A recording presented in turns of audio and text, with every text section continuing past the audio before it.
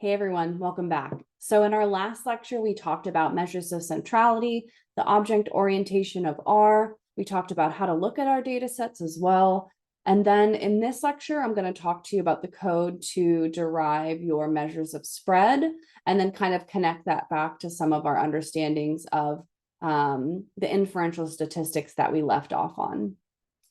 And so we were able to show with the mean function that the average number of points was 9.35. Now I use the random kernel again, so my number is a bit different.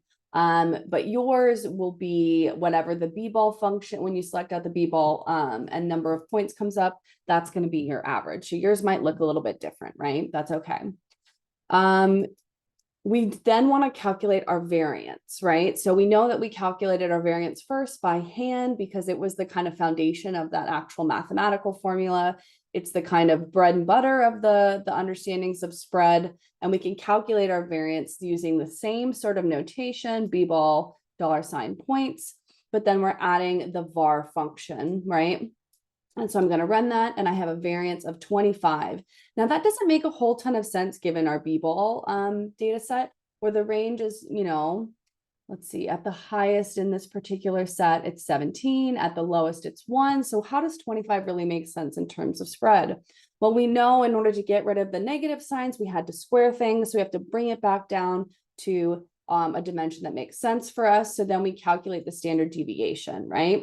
The standard deviation in this case uses just the SD function and the same notation, and it's going to be the square root of this, right?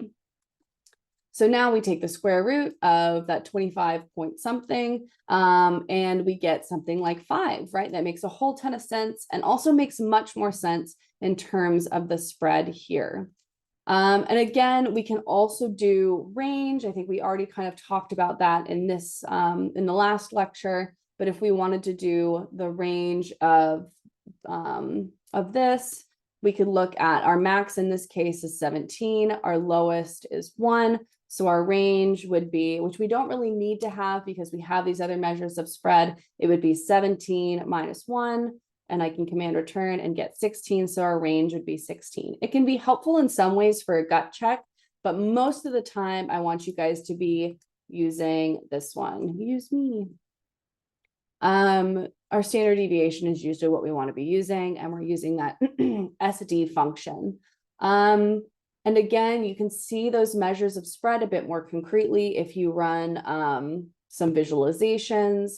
That measure of spread will come into play when you see how big the box is for the box plot and how much density there is on either side.